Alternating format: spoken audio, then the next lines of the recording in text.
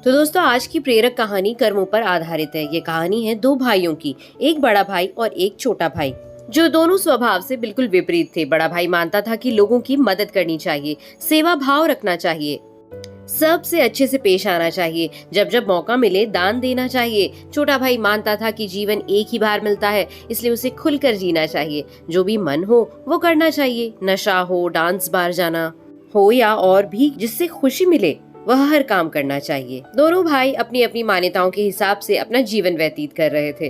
बड़ा भाई जो भी कमाता उसमें बड़ी मुश्किल से गुजारा कर पाता था, क्योंकि वह जब भी मौका मिलता दूसरों की मदद करता था। वो सत्संग सुनने जाता, मेडिटेशन करता, वो जितना हो सके उतना सादा जीवन जीने की कोशिश करता। छोटे भाई गलत रास्ते और गलत तरीके से ज्यादा धन कमाता और अपनी हर इच्छा पूरी करता। दारू सिगरेट पीता, नाचने वालियों के पास जाता, जितना संभव हो उतना ऐश करता। बड़ा भाई अक्सर अपने भाई को समझाने की कोशिश करता कि वह अपने जीने का तरीका बदल दे। वो जो कुछ कर रहा है वे अच्छे कर्म नहीं है, लेकिन छोटा भाई उसकी एक न सुनता और उल्टा बड़े भाई को ही अपना जीने का तरीका बदलने के लिए कहता।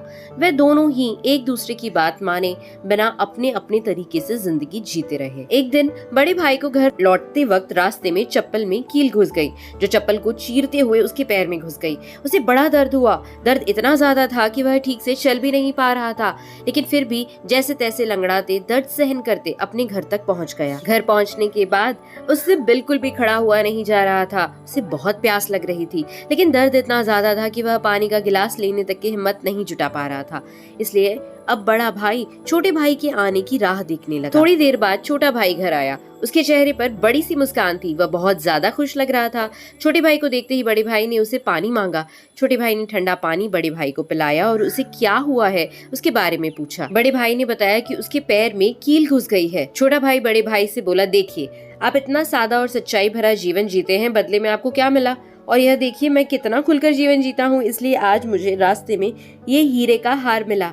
हमारे दोनों की परिस्थितियां यह साबित करती हैं कि मेरा तरीका सही है और आपका गलत। बड़ा भाई बड़ा परेशान था, फिर भी वह छोटे भाई को समझाने लगा कि नहीं, उसी का तरीका सही है। बड़ा भाई कह रहा था कि तरीका मेरा ही सही है, लेकिन शायद कुछ गड़बड़ है, इसलिए हम ऐसा करते हैं कि कल हम दोनों ज्योतिषी को अपनी अपनी कुंडली दिखाएंगे, वही बताएगा कि क्या दिक्कत है। वह जिस ज्योतिष की बात कर रहे थे वह बहुत बड़ा जाना माना ज्योतिषी था।